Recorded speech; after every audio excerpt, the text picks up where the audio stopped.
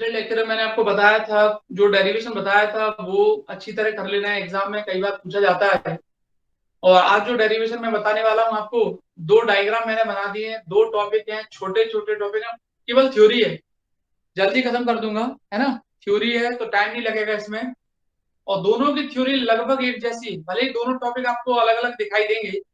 इनका इनमें जो मेन चीज है वो डायग्राम है, केवल केवल क्या है, डायग्राम। और बाकी आप थ्योरी कितनी भी लिख सकते हो, ठीक है। तो दोनों को मैं एक्सप्लेन करता हूँ, चलो स्टार्ट करते हैं। सबसे पहले ये है आपका आरसी कपल्ड एम्पलीफायर, क्या बोलते हैं इसको, मैं बड़ा कर देता हूँ डायग्राम को। दोनों की थ्योरी आप आराम से सुन लेना, आधा घंटा सुन लो बस, आधा घंटे में कंप्लीट कर दूंगा, है ना। केमिस्ट्री की क्लास है ना आप लोगों की, मुझे पता है बच्चों की। RC coupled amplifier, sir RC. नहीं, ऐसे छुट्टी हो गई सर, केमिस्ट्री क्लास की आप पढ़ा दो सर। अच्छा हो गई। हाँ सर। चलो। तो ये है आरसी कपल्ड एम्पलीफायर, और ये है आपका कॉलपिट oscillator. कॉलपिट oscillator, कॉलपिट oscillator, कॉलपिट oscillator, RC coupled amplifier और कॉलपिट ऑसिलेटर। डायग्राम में, डायग्राम देख रहे हो आप, डायग्राम कैसे है इसकी, सिंपल डायग्राम है, ज्यादा टफ नहीं है, आपको लग रहा है देखने में। तो पहले इसको कर लेते हैं, फिर उसको कर लेंगे, की बात है, दोनों को पढ़ना ही होता। सबसे पहले बात करते हैं आरसी कपल्ड एम्पलीफायर की। आरसी कपल्ड एम्पलीफायर, बच्चों मैं आपको बताऊं, आपको मालूम है कि एम्पलीफायर एक ऐसा डिवाइस होता है जो किसी चीज को बढ़ाने के काम आता है ना। एम्पलीफायर एक ऐसा डिवाइस है जो किसी चीज को बढ़ाने के काम आता है, वो एम्पलीफायर होता है। फिर यहाँ पर आरसी कपल्ड एम्पलीफायर का मतलब क्या हुआ। आरसी कपल्ड एम्पलीफायर क्या होता है, आर मतलब रेजिस्टेंस और सी मतलब कैपेसिटर। तो यहाँ पर आरसी कपल्ड एम्पलीफायर की बात करते हैं, पहले सुन लो। आर मतलब रेजिस्टेंस और सी मतलब होता है कैपेसिटर। सी को क्या बोलते हैं, कैपेसिटर, संधारित्र बोलते हैं, आपको मालूम है। तो आरसी कपल्ड एम्पलीफायर जो है वो आप अगर देखोगे तो उसमें रेजिस्टेंस और कैपेसिटर के अलावा आपको कोई भी नजर नहीं आएगा, इसलिए इसका नाम पड़ गया RC coupled amplifier. Coupled amplifier का मतलब क्या होता है, आरसी कपल्ड एम्पलीफायर जो होता है वो दो स्टेज एम्पलीफायर होता है। कितने स्टेज का, दो स्टेज का। दो स्टेज का मतलब होता है उसमें दो ट्रांजिस्टर यूज किए गए होंगे। आरसी कपल एम्पलीफायर जो होता है, देखो मैं आपको थोड़ा सा बेसिक बता दूं। पहले पहले मैंने आपको बताया था सी एम्पलीफायर बताया था, एक एकल स्टेज ही बताया था, सिंगल स्टेज। क्या होता है, जैसे मान लो मैंने सिंगल स्टेज एम्पलीफायर का यूज किया। सपोज करो मुझे जो गेन चाहिए था, चाहे वो करंट गेन हो, वोल्टेज गेन हो, पावर गेन हो, कोई भी गेन हो। मान लो मुझे इतना गेन चाहिए था, मान लो इतना गेन चाहिए, 50 चाहिए। अब 50 गेन मान लो सिंगल स्टेज एम्पलीफायर से नहीं मिल रहा है। अगर मैं एक स्टेज लगाऊं एम्पलीफायर का तो उससे नहीं मिल रहा है, सिंगल स्टेज एम्पलीफायर से मुझे उतना नहीं मिल पा रहा है। तो मैं क्या करूंगा बताओ, डबल स्टेज का यूज करूंगा। डबल स्टेज से अगर नहीं मिलता है, ट्रिपल स्टेज का, एन स्टेज का, है ना, गेन तो मुझे चाहिए।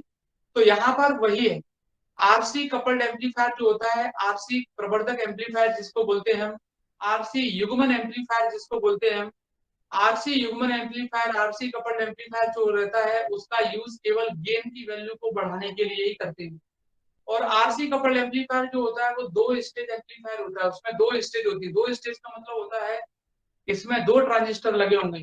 कपल्ड का मतलब होता है पहले वाले ट्रांजिस्टर से जो आपको आउटपुट मिल रहा होगा, उस आउटपुट को आप सेकेंड वाले ट्रांजिस्टर के इनपुट पर भेज रहे होगे, तो कपलिंग हो गई वो। कपल मतलब, कपल का मतलब यहाँ पर ये है कि पहले स्टेज मतलब पहले ट्रांजिस्टर से जितना आउटपुट मिलता है, आप उस आउटपुट को दूसरे स्टेज के ट्रांजिस्टर के इनपुट पर भेजेंगे, ये मतलब है यहाँ पर कपल्ड का। और आरसी का मतलब तो आपको मालूम है, रेजिस्टेंस और कैपेसिटर लगा है, ठीक है। तो देखो डायग्राम में क्या क्या है, मैं आपको वन बाई वन समझाता हूँ।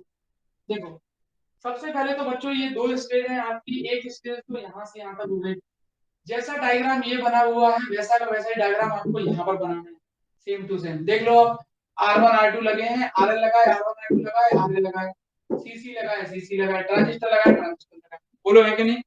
यहाँ पर जो ट्रांजिस्टर है आपका, कौन सा ट्रांजिस्टर वो डायरेक्शन से पता चल जाएगा। ये एमीटर है आपका, कॉमन एमीटर का यूज करते हैं, आपको पता है हमेशा कॉमन एमीटर का यूज करते हैं, आपको पता है। तो यहाँ पर बच्चों है आपका पी एन, और यहाँ आ जाएगा एन। एनपीएन ट्रांजिस्टर का यूज किया है, कॉमन एमीटर में यूज किया है। एनपीएन कॉमन एमीटर का यूज करते हैं, कॉमन एमीटर का।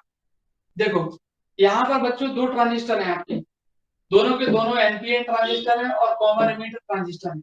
ये यहाँ पर आपको सप्लाई दिया हुआ है, आपको मालूम है ये सप्लाई है आपकी, जिसको सोर्स बोला गया है, बैटरी सोर्स भी बोलते हैं।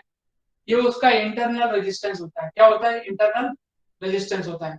पहले मैं आपको थोड़ा सा बता दूं, C1 जो होता है वो इनपुट कैपेसिटर होता है, Cc जो होता है उसको कपलिंग कैपेसिटर बोलते हैं, युग्मन संधारित्र बोलते हैं। R1 R2 आपके रेजिस्टेंस होते हैं जो इनपुट साइड में कनेक्टेड रहते हैं। RL आपका लोड रेजिस्टेंस होता है। ठीक है, दो ट्रांजिस्टर है आपके। Re को एमीटर का रेजिस्टेंस बोलते हैं और Ce को एमीटर का कैपेसिटर बोलते हैं। बाकी आपको अगर मान लो सपोज करो इससे भी आउटपुट अच्छा नहीं मिलता है तो आप और कोई एम्पलीफायर का यूज कर सकते हो। यहाँ पर आगे ये केवल दो स्टेज का होता है, इसलिए आपने दो स्टेज ट्रांजिस्टर लगाए हैं। ठीक है, मान लो आपको लगा कि यार मुझे आउटपुट इससे अच्छा नहीं मिल रहा है तो आपकी मर्जी और स्टेज बढ़ा देगा वो, लेकिन आरसी के अंदर नहीं आएगा। ध्यान देखो क्या होता है। सबसे पहले जब हम कोई सिग्नल अप्लाई करते हैं तो देखो जरा ध्यान से, कंस्ट्रक्शन और वर्किंग दोनों एक साथ बताता हूँ। मालूम है इसमें क्या सबसे बड़ी चीज क्या है? जो मैं आपको बताने वाला हूँ ना, कंस्ट्रक्शन वर्किंग, वही फिर बाद में पॉइंट बाय पॉइंट भी लिखनी पड़ती है। पहले तो पूरा लिख दो, फिर वन बाय वन लिख दो। R1 R2 RE का ये काम होता है, C1 C2 का ये काम होता है वगैरह। चलो देखते हैं। तो सबसे पहले हमें यहाँ पर सिग्नल अप्लाई किया। सिग्नल जो रहता है वो हम यहाँ पर एसी सिग्नल देते हैं, लेकिन आपको मालूम है कोई भी सिग्नल अगर हम देते हैं वो प्योर एसी कभी भी नहीं होता है वो, और इसका खुद का इंटरनल रेजिस्टेंस भी है यहाँ पर। तो यहाँ पर आपको एसी और डीसी दोनों कंपोनेंट मिलेंगे। एसी और डीसी दोनों कंपोनेंट यहाँ से निकलेंगे। भले ही आपने सिग्नल एसी अप्लाई किया है लेकिन उसका रेजिस्टेंस जो रहता है, रेजिस्टेंस हमेशा डीसी अप्लाई करता है, डीसी सिग्नल देता है। रेजिस्टेंस जहां भी कनेक्टेड होगा समझ जाओ उसके अंदर डीसी आ गया है। तो हमने यहाँ पर क्या किया, एसी सिग्नल अप्लाई किया। इस सोर्स को हम बैटरी सोर्स बोलते हैं, वोल्टेज सोर्स बोलते हैं। और इसको हम वोल्टेज सोर्स तब तक बोल सकते हैं जब तक उसके साथ इंटरनल रेजिस्टेंस उसका खुद का सीरीज में कनेक्ट रहेगा। तो यहाँ पर रेजिस्टेंस आपका सीरीज में कनेक्टेड है, ये प्रतिरोध आपका श्रेणी क्रम में कनेक्टेड है। तो बच्चों जब यहाँ से सिग्नल जाता है तो ये लगा रहता है इनपुट कैपेसिटर C1। ये इनपुट कैपेसिटर C1 जो रहता है वो उसका काम केवल इतना रहता है कि जब यहाँ से आपका एसी सिग्नल जाएगा जिसमें डीसी के भी कुछ कंपोनेंट होंगे, तो ये डीसी के कंपोनेंट को पास नहीं होने देता है, केवल एसी के कंपोनेंट को ही पास होने देता है। क्योंकि आरसी कपल्ड एम्पलीफायर जो रहता है वो मेनली एसी पर ही वर्क करता है। तो इसीलिए मुझे कैपेसिटर लगा के रखना पड़ता है। कैपेसिटर क्या होता है देखो, मैंने आपको बताया था, आपको ये अगर याद हो, एक्सी बराबर एक फॉर्मूला होता है 2 पाई एफसी, सभी बच्चों को पता है। तो यहाँ पर एक फॉर्मूला होता है एक्सएल बराबर 2 पाई एफ एल, उसको भी मैं यही लिख देता हूँ। ठीक है, 2 पाई एफ एल, 2 पाई एफ एल ये मैंने लिख दिया है, बार बार नहीं लिखना पड़ेगा। तो बच्चों यहाँ देखो, एसी जो रहता है उसकी फ्रीक्वेंसी ज्यादा रहती है, डीसी की फ्रीक्वेंसी कम रहती है, आपको पता है। तो यहाँ पर जब जैसे कैपेसिटर की बात करें तो कैपेसिटर के लिए फॉर्मूला क्या होता है, एक्सी बराबर 1/2 पाई एफसी। डीसी की फ्रीक्वेंसी बहुत कम होती है, मान लो आपने डीसी की फ्रीक्वेंसी 0 मान ली, जैसे मैंने डीसी की फ्रीक्वेंसी यहाँ सपोज करो 0 मान ली, क्योंकि और भी वैल्यू मान सकते हो, लेकिन एग्जाम्पल के तौर पे तो यार 0 मान लो, 1 मान लो, 2 मान लो, जो मानना है आपको वो मान लो, है ना। एसी की ज्यादा रहती है, डीसी की क्या रहती है, 0 रहती है। 0 केवल मैंने इसलिए मान ली कि आपको थोड़ा सा समझने में आसानी हो। देखो बच्चों ध्यान से, यहाँ पर अगर आप ध्यान से देखोगे, ये दिख रहा है आपको, फ्रीक्वेंसी देखो, डीसी की फ्रीक्वेंसी 0 होती है तो उसके लिए रेजिस्टेंस एक्सी बराबर कितना आ जाएगा, इनफाइनाइट आ जाएगा। डीसी की फ्रीक्वेंसी 0 रहती है, अगर मैं 0 रख दूं यहाँ पर तो एक्सी की वैल्यू कितनी आ जाएगी, इनफाइनाइट आ जाएगी। और एक्सी की वैल्यू अगर इनफाइनाइट आ जाती है इसका मतलब ये हुआ कि जो कंपोनेंट डीसी का है उसके लिए रेजिस्टेंस कितना हो जाएगा, इनफाइनाइट। तो क्या रेजिस्टेंस इनफाइनाइट हो जाएगा तो डीसी पास हो पाएगा, कभी पास नहीं हो पाएगा, क्योंकि यहाँ से सिग्नल जो जा रहा है एक तरीके से करंट की फॉर्म में जा रहा है। तो डीसी के लिए आपको मालूम है फ्रीक्वेंसी 0 है तो एक्सी इनफाइनाइट हो जाएगा, तो डीसी का कंपोनेंट यहाँ से नहीं जा पाएगा, केवल एसी का ही कंपोनेंट पास हो पाएगा। एसी का कंपोनेंट यहाँ से पास हो जाएगा, C1 उसको पास करवाएगा, डीसी को रोक देगा, ब्लॉक कर देगा, ऐसा बोल सकते हैं। तो यहाँ से फिर आगे चल के आपका रेजिस्टेंस R1 R2 लगा रहता है। इसको वोल्टेज डिवाइडिंग रेजिस्टेंस बोलते हैं, क्योंकि यहाँ पर आने के बाद करंट दो पार्ट में डिस्ट्रीब्यूटेड हो जाता है, बढ़ जाता है यहाँ पर। तो करंट बढ़ जाएगा तो वोल्टेज भी कुछ ना कुछ मिल जाएगा आपको। तो इसको R1 R2 को वोल्टेज डिवाइडिंग रेजिस्टेंस बोलते हैं। ये आपकी हेल्प करेगा कि सर्किट आपका खराब ना हो जाए, क्योंकि यहाँ पर आने के बाद करंट अगर ज्यादा भी हुआ तो ये रेजिस्टेंस को मेंटेन करते हैं, मतलब सर्किट को स्टेबलाइजिंग जो करते हैं वो R1 और R2 करते हैं। सर्किट को जो स्टेबल बनाए रखते हैं वो कौन करते हैं बच्चों, R1 और R2 करते हैं, क्योंकि यहाँ से करंट आने के बाद दो पार्ट में डिवाइड हो जाएगा, R1 और R2 में चला जाएगा, जिससे सर्किट आपका कभी भी ब्रेक डाउन नहीं होगा, कह सकते हैं खराब नहीं होगा, मतलब सर्किट आपका स्टेबल रहेगा। तो सर्किट को स्टेबलाइजिंग कौन प्रोवाइड करवाता है, आपका R1 और R2 प्रोवाइड करवाता है। यहाँ से आने के बाद आपको मालूम है कि भाई जो यहाँ से आपका R1 R2 मिल गया, जिसको यहाँ करंट मिल जाएगा, आपको करंट मिल जाएगा, तो आपको मालूम है कि यहाँ से आपको वोल्टेज ड्रॉप मिल जाएगा। फिर करंट मिलेगा तो लोड के अक्रॉस क्या मिल जाएगा, आपको वोल्टेज मिल जाएगा, वोल्टेज मिल जाएगा। इधर भी सेम कंडीशन ऐसी होती है, और यहाँ से कुछ मतलब R1 R2 जैसे करंट डिवाइड हुआ है आपका कुछ करो, तो कहने का मतलब ये हुआ कि यहाँ से आपका सर्किट स्टेबलाइज हो गया, और करंट जो होगा सीधा इनके थ्रू आपका ट्रांजिस्टर में पहुंच जाएगा, किसके थ्रू, इनके और इनके थ्रू ट्रांजिस्टर में पहुंच जाएगा। अब सुनना ध्यान से, आर ई जो होता है सर्किट को, आर ई और जो सीई जो रहता है वो सर्किट को बाईपास, इस सीई को बोलते हैं बाईपास कैपेसिटर। ये भी क्या काम करता है, आपका एसी को पास करेगा, जैसे मान लो सपोज करो यहाँ से आपको एसी और डीसी मिल रहे हैं, सपोज करो जैसे रेजिस्टेंस के थ्रू मान लो डीसी का कोई कंपोनेंट मान लो ऐड भी हो जाता है, तो सीई का काम वही रहता है आपका, इसको बाईपास कैपेसिटर बोलते हैं। ये केवल क्या करता है, एसी को पास करता है, डीसी को आपको क्या करेगा, ब्लॉक करता है। सीई का दूसरा काम ये रहता है कि जो करंट यहाँ से आता है, जैसे मान लो यहाँ से कोई करंट आया, और सपोज करो अगर मान लो सीई नहीं लगा रहता, आर ई लगा रहता, तो यहाँ पर वोल्टेज ड्रॉप ज्यादा हो जाता, वोल्टेज ड्रॉप अगर ज्यादा हो जाता तो आपको वो आउटपुट देखने को नहीं मिलता जो आपको चाहिए। आपको यहाँ पर आउटपुट की वैल्यू को कैसे भी करके बढ़ाना है, तो सीई को लगाना कंपलसरी है। सीई क्या करता है, डीसी वाले को ब्लॉक करता है और एसी वाले को पास करता है, तो सीई का काम भी यही रहता है, ठीक है।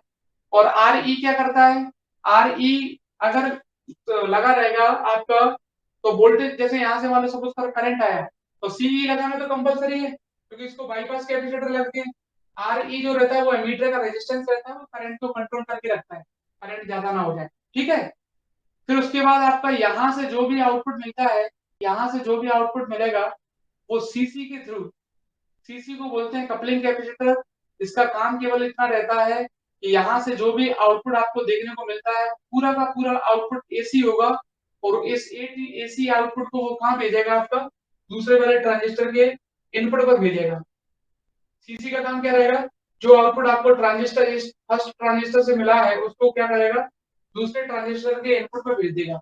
और सेम कंडीशन सेम काम इनका रहता है, जो यहाँ लगा रहता है। आगे अगर मान लो सपोज करें मैं ऐसा लगता कि यार हमें वो आउटपुट देखने को नहीं मिला है जो चाहिए, जो चाहिए, तो आप और ट्रांजिस्टर लगा लेते, लेकिन वो आरसी के अंदर नहीं आता, वो फिर दूसरा कोई एम्पलीफायर लग जाता। तो इस तरीके से आप आरसी कपल्ड एम्पलीफायर में दो दो ट्रांजिस्टर लगा के वोल्टेज की वैल्यू को, करंट की वैल्यू को, पावर की वैल्यू को बढ़ा सकते हैं। यहाँ पर कॉमन एमीटर ट्रांजिस्टर का यूज इसलिए किया है कि जब आप इलेक्ट्रिकल सप्लाई देते हो तो इस फॉर्म में मिलती है आपकी सप्लाई, एसी सप्लाई दोगे तो ऐसी मिलेगा।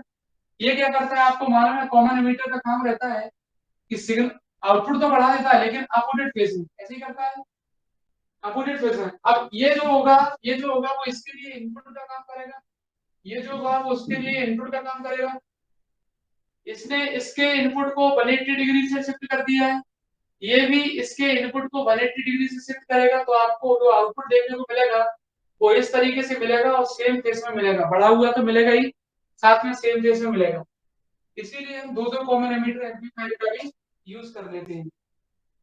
ये है। एक बार देखो सर वन बाय ये भी वन बताता बनाने हूँ। पड़ते हैं सर, ये आपने बनाए हैं सर? ये हाँ। बनाना है बना सकते हो, कोई दिक्कत नहीं है। नहीं बनाया तो कोई दिक्कत नहीं है। नहीं नहीं कोई दिक्कत नहीं। देखो अब मैं वन बाय वन बताऊंगा आपको, ये सब मैंने सुना दिया, अब मैं आपको वन बाय वन बताऊंगा। देखो क्या क्या आपको याद रखना है, हॉटस्पॉट हो जाएगा नहीं इसमें। देखो ईएस के बारे में कुछ नहीं लिखना है, ईएस तो सप्लाई देता है, एसी सिग्नल को पास मतलब यहाँ से देता है, सप्लाई है वो तो इलेक्ट्रिकल सप्लाई है। आरएस के बारे में कुछ नहीं लिखना है आपको, आरएस इंटरनल रेजिस्टेंस होता है, वो तो सोर्स के साथ में रेजिस्टेंस कनेक्टेड रहता ही है, तो वो इंटरनल रेजिस्टेंस हो गया। तो ये आपका हेडेक खत्म हो गया, ठीक है। अब देखो R1 R2 और RE ये सर्किट को वाइसिंग और स्टेबलाइजिंग प्रोवाइड करवाते हैं, वाइसिंग और स्टेबलाइजिंग प्रोवाइड करवाते हैं। वाइसिंग और स्टेबलाइजिंग का मतलब होता है ये सर्किट आपका स्टेबल रहेगा। स्टेबल का मतलब होता है जैसे मान लो सपोज करो मुझे पहली बार में आउटपुट मिला 10, तो 10 ही रहेगा, 9 भी नहीं हो सकता, 11 भी नहीं हो सकता। R1, R2 और RE का काम केवल इतना रहता है, अगर आप अलग से भी लिख के आओगे ना कि ये सर्किट को बाइसिंग प्रोवाइड करवाता है, ये सर्किट को बाइसिंग स्थायित्व करवाता है और स्टेबल बनाता है, स्थायित्व भी प्रदान करता है। स्थायित्व का मतलब होता है जितना आपको सर्किट में इनपुट आपने देने के बाद आउटपुट मिला है उतना ही रहेगा और सर्किट आपका कभी भी ब्रेक डाउन नहीं होगा, कभी भी डैमेज नहीं होगा। ये करंट को भी कंट्रोल करके रखता है। करंट को कंट्रोल करने का मतलब ही यहाँ पर बाइसिंग का मतलब होता है। बाइसिंग मतलब करंट को कंट्रोल करके रखता है, मेंटेन करके रखता है।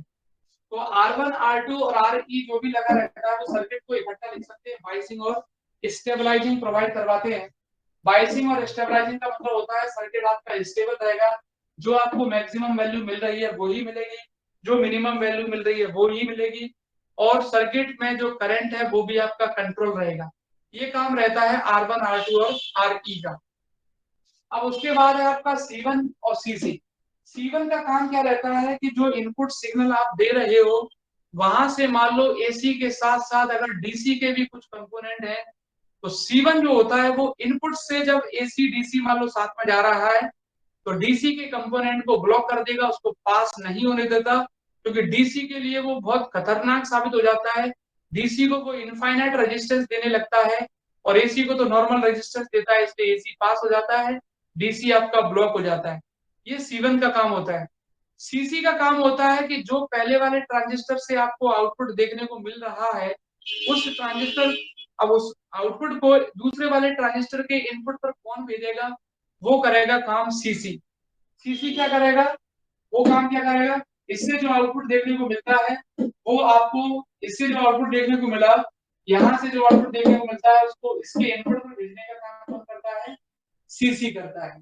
लोड रेजिस्टेंस की बात करते हैं तो आपको मालूम है बच्चों कि जब भी आपको आउटपुट देखने को मिलता है, जैसे मान लो पहले ट्रांजिस्टर के लिए मिले, दूसरे के लिए मिले, तो आउटपुट हमेशा आपको लोड के अक्रॉस ही मिलता देखने के लिए, तो वो लोड काम करता है। बाकी आप इसमें और कोई ऐसा कोई चीज लगी नहीं है, आप देख सकते हो। अगर फिर भी दिक्कत है तो मेरे से पूछ सकते हो RC कपल एम्पलीफायर में। सिंपल थ्योरी है, बताओ। और सर सीई के सर बारे में कुछ थ्योरी नहीं है लिखना है? क्या सीई सीई क्या, सीई होता है बाईपास कैपेसिटर। सीई के बारे में लिख सकते हो, सीई बाईपास कैपेसिटर होता है, उपपतन बोलते हैं शायद इसको हिंदी में। इसका काम क्या रहता है कि जब भी सपोज करो यहाँ से ट्रांजिस्टर से अगर हम बात करते हैं, जैसे मान लो सपोज करो करंट फ्लो होगा, तो करंट फ्लो होगा, मान लो उसमें AC और DC दोनों के कंपोनेंट है सपोज करो, मान लो, तो ये क्या करता है, उसको AC को पास कर देता है, DC को ब्लॉक कर देता है और DC के कंपोनेंट को ब्लॉक कर देता है, जिससे क्या होता है यहाँ पर वोल्टेज ड्रॉप ज्यादा नहीं हो पाता है। नहीं तो रेजिस्टेंस के अक्रॉस वोल्टेज ड्रॉप अगर ज्यादा हो गया तो इसका मतलब यहाँ पर गेन कम हो जाएगा, गेन कम हो जाएगा, तो फिर आप दो ट्रांजिस्टर लगाकर भी वो आउटपुट प्राप्त नहीं कर पाएंगे जो आपको चाहिए। तो CCE का काम वही रहता है, इसको बाईपास कैपेसिटर बोलते हैं। यहाँ से जितने भी AC के कंपोनेंट है सब पास हो जाते हैं, DC वाले को ये ब्लॉक कर देता है, तो DC वाले को रोक देगा तो यहाँ से DC का कंपोनेंट कोई पास नहीं होगा। अगर आप ये नहीं लगाते तो आपको यहाँ पर DC के कंपोनेंट भी मिल जाते हैं और DC के कंपोनेंट जब मिलते हैं तो वहां वोल्टेज ड्रॉप ज्यादा हो जाता है इसके अक्रॉस, तो आपको वो गेन देखने को नहीं मिलता, जैसे वोल्टेज गेन, करंट गेन कुछ भी चाहिए आपको तो उतना नहीं मिल पाता जितना आपको चाहिए। वो काम रहता है CE का। तो C1 और CE का सेम वर्किंग होती है? हाँ सी देखो, C1 C2 और C3 कैपेसिटर जितना लगा रहता है सबकी सेम वर्किंग है।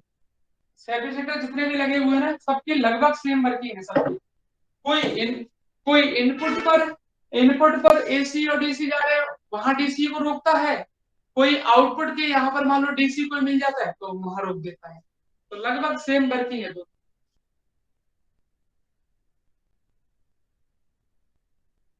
और किसी को दिक्कत है तो पूछ सकते हो।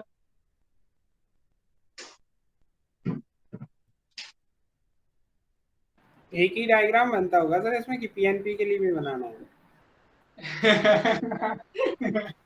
एक ही याद रहे वही बहुत है।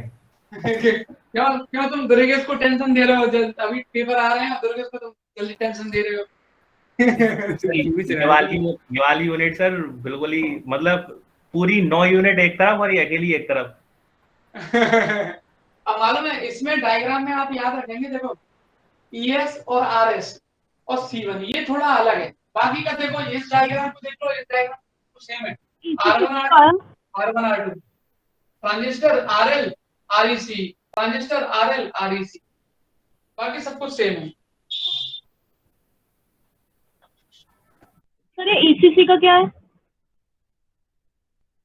ECC तो सप्लाई होती है,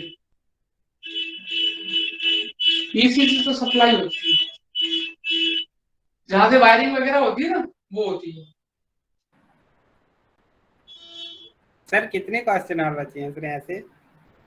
क्या कितने क्वेश्चन और बचे हैं सर ऐसे? अब ये इसको मिटाता हूँ, इसको आते हैं ऑसिलेटर। कितने हैं सर डायग्राम बता दो सर। डायग्राम आप देख लेना, अपने हिसाब से बना लेना। कितने टन की बची है सर यूनिट, ये बता दो आप तो बस। 1 टर्न की।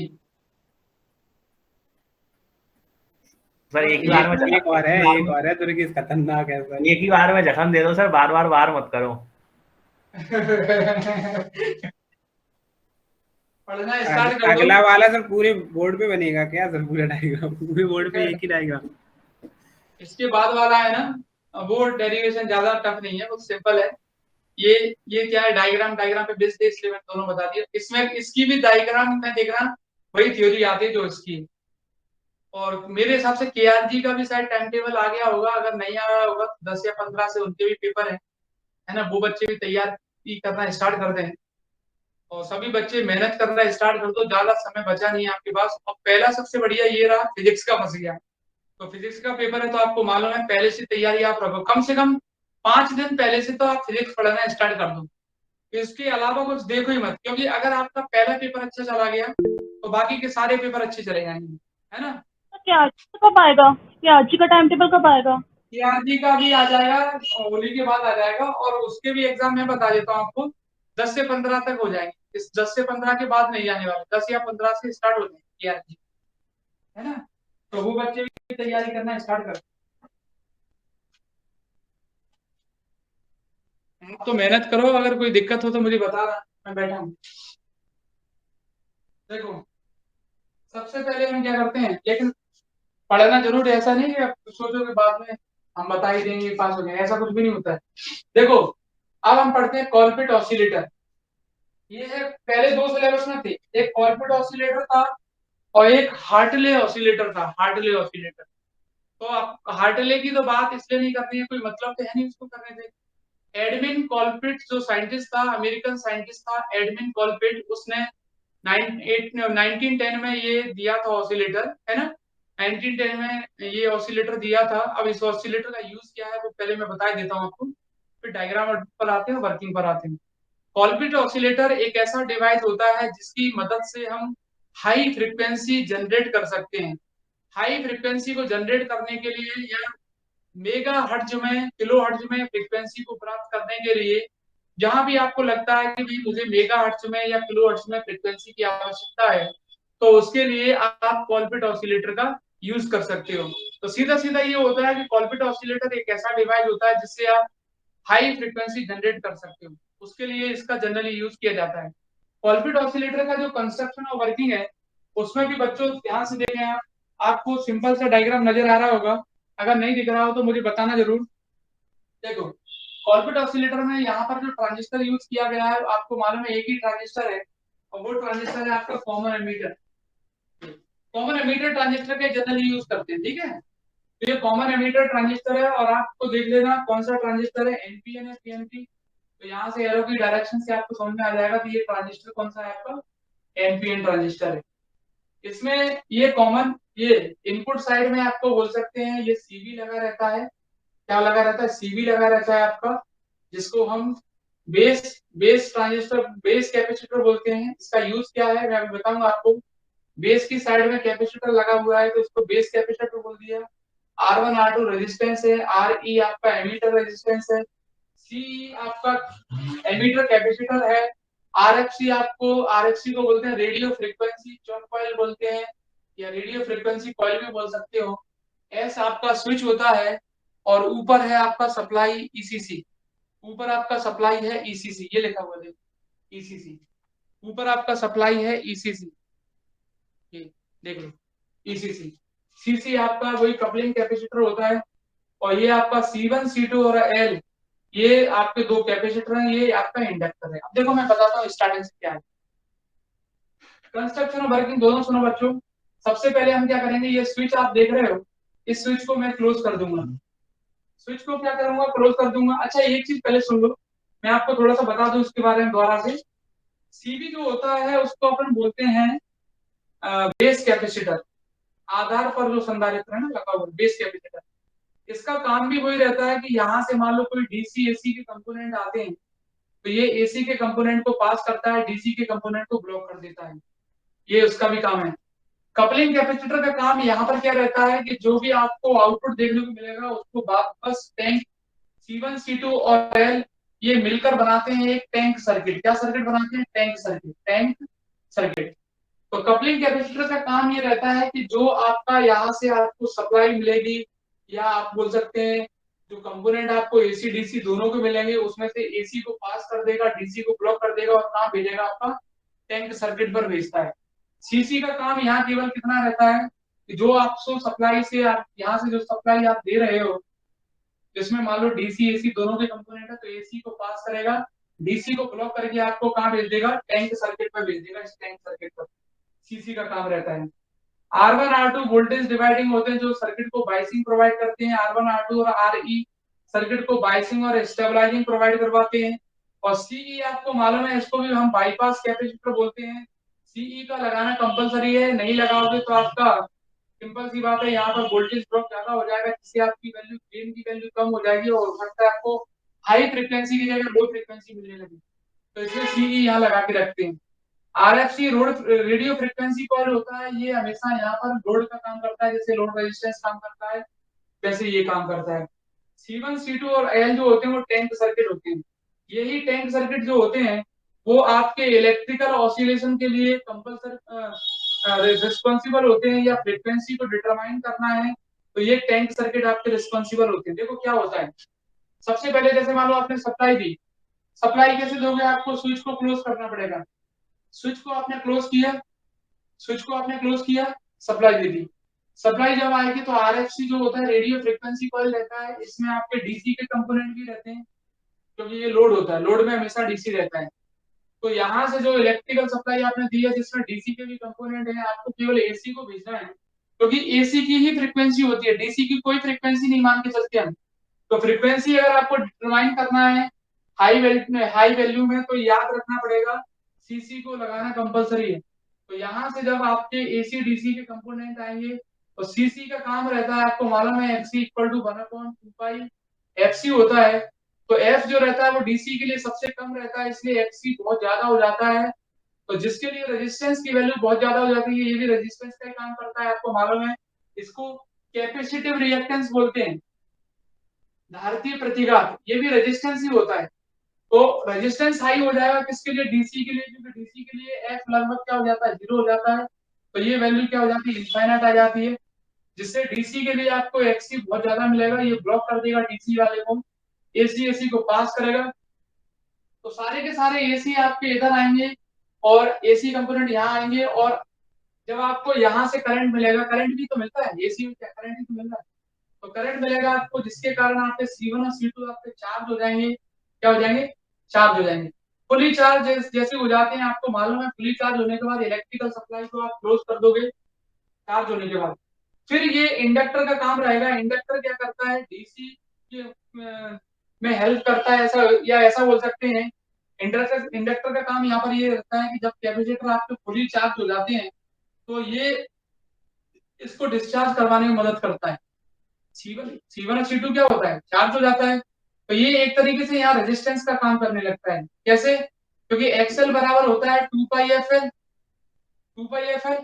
और अगर हम बात करते हैं एफ की वैल्यू की, एफ की वैल्यू जो इंक्रीज होती है तो एक्सएल बढ़ जाता है, इसका मतलब इसके अक्रॉस रेजिस्टेंस क्या हो जाएगा, आपका बढ़ जाएगा। और एक्सएल बढ़ जाएगा तो इसके अक्रॉस रेजिस्टेंस बढ़ जाएगा, जिसके कारण C1 C2 क्या होंगे, डिस्चार्ज होंगे। तो पहले चार्ज हुए फिर डिस्चार्ज हुए, फिर से वही काम होगा, यहाँ से देखो ये डीसी प्रोवाइड करवा देगा, तो यहाँ से वही काम होगा आपका, फिर से क्या, यहाँ से डीसी एसी दोनों जाएंगे और सीबी क्या करेगा, डीसी वाले को ब्लॉक कर देगा, एसी को पास कर देगा। तो इस तरीके से बार बार, फिर मान लो आप इलेक्ट्रिकल सप्लाई चालू भी रखते हो तो बार बार आपको यही देखने को मिलेगा कि C1 C2 चार्ज होते जाएंगे, इसलिए इनको डिस्चार्ज करता जाएगा। इस तरीके से आपको जो यहाँ पर जो ऑसिलेशन देखने को मिलेंगे, कुछ इस टाइप से ऑसिलेशन देखने को मिलते हैं जिनको हम डैम्प ऑसिलेशन बोलते हैं। डैम्प ऑसिलेशन का मतलब होता है डिक्रीजिंग ऑर्डर में आपकी ऑसिलेशन देखने को मिल रहे हैं। एक बार फिर सुन लो, मैं आपको बताता हूँ, फिर फ्रीक्वेंसी निकालूंगा यहाँ से। देखो क्या किया था, पहले मैंने एसीसी को सप्लाई को चालू किया, स्विच को क्लोज करके, स्विच को क्लोज कर दिया, सप्लाई चालू हो गई, करंट आ गया, करंट आ गया तो यहाँ आरएफसी लगा हुआ है, लोड रेजिस्टेंस बोलते हैं इसको, या रेडियो फ्रीक्वेंसी कॉइल भी बोल सकते हो। लोड का काम करता है। यहाँ से बच्चों आपकी एसी डीसी दोनों के कंपोनेंट होंगे। सीसी आपका क्या करेगा भाई, सीसी आपका मान लो भाई यहाँ से जैसे स्विच में क्लोज की तो मान लो कुछ करंट इसे ऐसे आएगा, कुछ ऐसे भी आ सकता है, कुछ करंट ऐसे भी आ सकता है। तो R1 R2 में जो करंट आएगा आपको मालूम है यार, सिंपल सी बात है, R1 R2 में जो करंट आएगा वो R1 R2 उस करंट को मेंटेन करके रखता है, आपको मालूम है, सर्किट को स्टेबल करके रखता है। और R1 R2 में जो करंट आएगा मान लो उसमें कोई डीसी का कंपोनेंट हुआ तो उसको सीई रोकेगा, यहाँ पर उसमें कोई डीसी का कंपोनेंट अगर इधर होता है तो उसको सीई रोकेगा और ट्रांजिस्टर पर भेजेगा। और यहाँ पर अगर कोई डीसी का कंपोनेंट हुआ है तो उसको सीसी रोकेगा और एसी एसी को पास करके कहाँ भेज देगा, टैंक सर्किट पर। जैसे ही टैंक सर्किट पे भेजेगा कैपेसिटर आपके चार्ज हो जाएंगे, कैपेसिटर चार्ज हो जाएंगे तो आपको मालूम है हाई फ्रिक्वेंसी का सिग्नल आ रहा है, फ्रिक्वेंसी बढ़ेगी तो एक्सएल बढ़ेगा, एक्सएल बढ़ेगा तो यहाँ रेजिस्टेंस की वैल्यू बढ़ जाएगी जिससे कैपेसिटर डिस्चार्ज हो जाएंगे। फिर से आपको मालूम है इसी ये प्रोसेस चलती रहेगी, कभी कैपेसिटर चार्ज होंगे, कभी डिस्चार्ज होंगे, चार्ज होंगे, डिस्चार्ज होंगे। इस तरीके से आपको यहाँ पर जो ऑसिलेशन देखने को मिलेंगे वो आपके कैसे होंगे, डैम्प्ड ऑसिलेशन। और यहाँ पर जो सी भी आपने लगाया है उसका काम रहता है कि यहाँ से जो आपको डीसी एसी दोनों मिल रहे हैं उसमें से एसी पास करके आप यहाँ भेजोगे।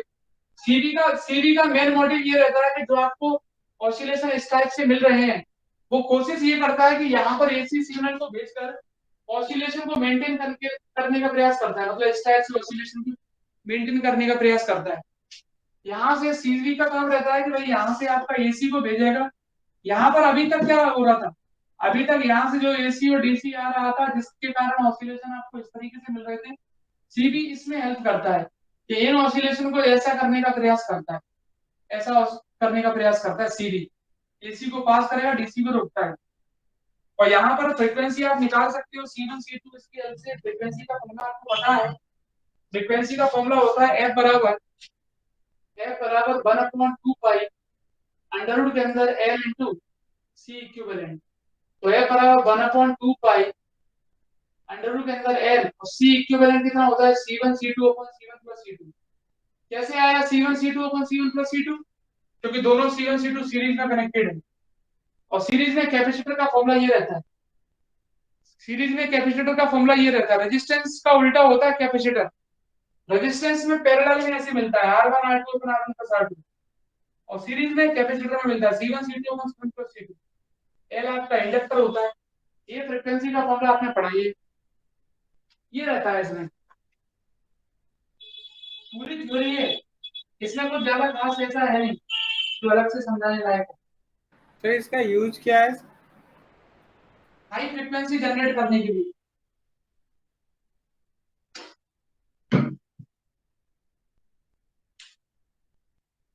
हाई मतलब ऐसा फ्रीक्वेंसी को किस में जनरेट करते हैं हाई फ्रीक्वेंसी में? जैसे उसका तो सब हम रेडियो स्पीकर में करते थे एम्पलीफायर का, इसमें किस में करेंगे? मतलब क्या कहने जा रही है? तो ये कह रहे हैं जैसे एम्पलीफायर था उसका अपन तो स्पीकर वगैरह हम यूज करते हैं आवाज बढ़ाने के लिए, सर इसका हाई फ्रीक्वेंसी जनरेट करके क्या करते अच्छा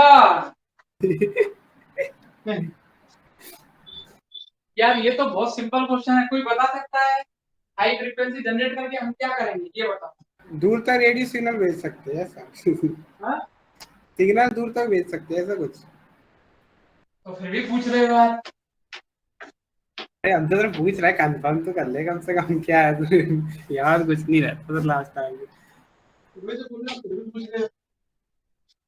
हाई फ्रीक्वेंसी जनरेट कर सकते हैं, इसका यूज तो बहुत सारे होते हैं, जैसे आपने अभी बताया दूर तक सिग्नल भेज सकते हैं। दूसरा जैसे आप एक एग्जांपल दूं आपको बढ़िया था, जैसे एक्सरे है, एक्सरे उसकी वेवलेंथ क्या होती है, बहुत कम होती है। फ्रीक्वेंसी क्या होती है, बहुत ज्यादा होती है। एक्सरे की फ्रीक्वेंसी बहुत ज्यादा होती है, गामा रे की फ्रीक्वेंसी बहुत ज्यादा होती है। अब आप कहो उसका यूज किस लिए करते हैं, सबको मालूम है यार। तो हाई फ्रीक्वेंसी जनरेट करके बहुत सारे यूजेस होते हैं।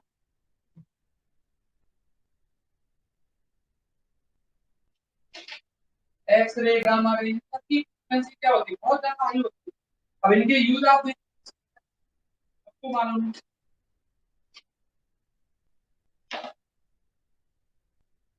तो आज आपने जो चीज सीखा उसका, उसमें 3 सबसे इंपॉर्टेंट चीज है, वो है आपकी, एक तो कैपेसिटर जहां भी लगा हो, सीधा बोल देना कैपेसिटर का काम होता है एसी को पास करवाना, डीसी को ब्लॉक कर देना। सीधा सीधा लिख देना। कोई भी कैपेसिटर हो अगर इनपुट साइड में लगा हुआ है तो इनपुट की एसी को निकाल देगा, डीसी ब्लॉक कर देगा। और यहाँ रेजिस्टेंस का जो काम था, R1 R2 RE जो भी रेजिस्टेंस है, उसका काम रहता है सर्किट को स्थायित्व प्रदान करना, बाइसिंग प्रोवाइड करवाना। ये सब काम रहता है आपका रेजिस्टेंस का, प्रतिरोध का काम रहता है। रेजिस्टेंस का या प्रतिरोध का काम रहता है। दो चीज यहाँ पर सबसे इंपॉर्टेंट। और तीसरा ये रहता है कि जो मैंने आरसी बताया था उसका यूज हम किसके लिए करते हैं, गेन की वैल्यू को बढ़ाने के लिए। अगर हमें एक स्टेज से नहीं मिल पाता गेन तो 2 स्टेज करनी पड़ेगी। दूसरे नहीं मिल पा रहा, भाई पीएससी का एग्जाम कोई देगा, मान लो एक बार में क्लियर नहीं हुआ तो दूसरी स्टेज पे जाएगा, तो तीसरी स्टेज पे जाएगा। वो लगा रहेगा जब तक बेचारे का क्लियर ना हो जाए, जब तक वो उसको वो गेन प्राप्त ना हो जाए जो आपको चाहिए। और यहाँ कॉलपिट ऑसिलेटर का यूज हम इसलिए करते हैं कि हमें उच्च आवृत्ति की तरंगें चाहिए, हाई फ्रीक्वेंसी की रेडिएशन चाहिए। आपको मालूम है हाई फ्रीक्वेंसी के रेडिएशन का यूज क्यों करते हैं, तो हाई फ्रीक्वेंसी को जनरेट करना है तो आपको कॉलपिट ऑसिलेटर का यूज करना पड़ेगा। ये दोनों आप पढ़ लेना, दोनों की थ्योरी लगभग आपको एक जैसी मिलेगी, एक जैसी लगेगी जब मैं भेजूंगा तो। सर सीसी का एक बार ही बताना सर, क्या था एसी को निकाल देगा कि डीसी को निकाल देगा, क्या था? सीसी के 2 काम थे। पहला काम ये बोल सकते हैं, सीसी का पहला काम ये था कि एक ट्रांजिस्टर से जो हमें आउटपुट मिलता है उसको दूसरे ट्रांजिस्टर के इनपुट पर भेजना, कपलिंग कैपेसिटर बोलते हैं। या फिर सीसी का दूसरा काम इसमें ये था, ये भी था कि एसी को पास होने देना और डीसी को रोक देना, ये भी कैपेसिटर का काम रहता है। तो दोनों काम थे सीसी के, यहाँ दोनों में बता दिए मैंने आपको। और सर सीई का क्या था? सी क्या का काम, डीसी निकाल CE देगा, का एसी रोक देगा? हाँ वो भी देखो, सीई के भी 2 काम है। पहला काम होता है कि एसी को पास करना और डीसी को रोक देना। और दूसरा सीई का काम रहता है कि जो आरई के पैरेलल में सीई लगा रहता है, तो जो जैसे मान लो करंट मिला और मान लो सीई नहीं हुआ तो V बराबर आई आर से वोल्टेज बहुत ज्यादा बढ़ जाएगा। आर लगा हुआ है, आर के कहेगा मजा आ गया, बढ़िया, आई आ गया, मैं हूँ, वोल्टेज ड्रॉप हाई हो गया, साले को गेन मिल ही नहीं पाएगा इतना ज्यादा, तो वो गेन मिल ही नहीं पाएगा।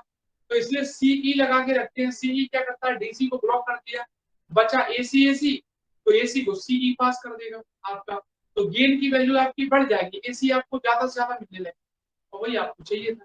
तो ये सर दोनों मतलब सीसी और सीई दोनों एसी को निकालेंगे, डीसी को ब्लॉक करेंगे। हाँ बिल्कुल बिल्कुल। तू समझ भी रहा है? हाँ? कुछ नहीं तो यही लेके आएंगे कि सीसी को निकाल देता है, एसी रख लेता है, इतना ही अब एक लड़की अभी ज्वाइन हो रही है, बताओ लास्ट, देखो ज्वाइन कर लेता हूँ इसको, है ना, पहले ज्वाइन कर लेता हूँ। एसी वाले हो गए। चलो फिर नेक्स्ट टाइम पे मिलते हैं।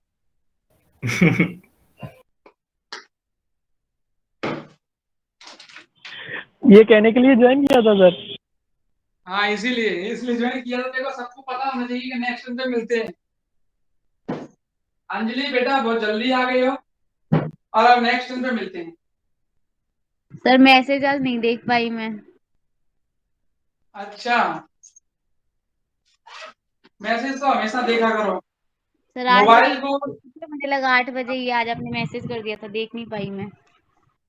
नहीं, आज तो अब क्या जल्दी इसलिए रखना था, उसका कारण था कि होली थी, है ना, इसलिए मैंने पहले मैसेज कर दिया था 11 बजे।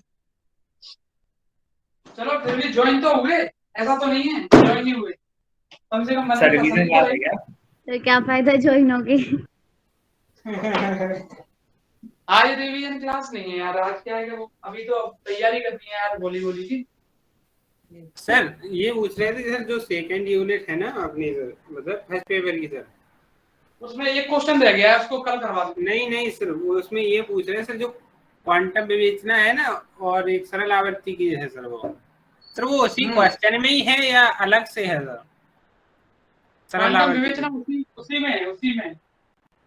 सरल आवर्ती गति में से, तो मतलब वो पहले पूरा करना पड़ेगा फिर ऐसे करना पड़ेगा?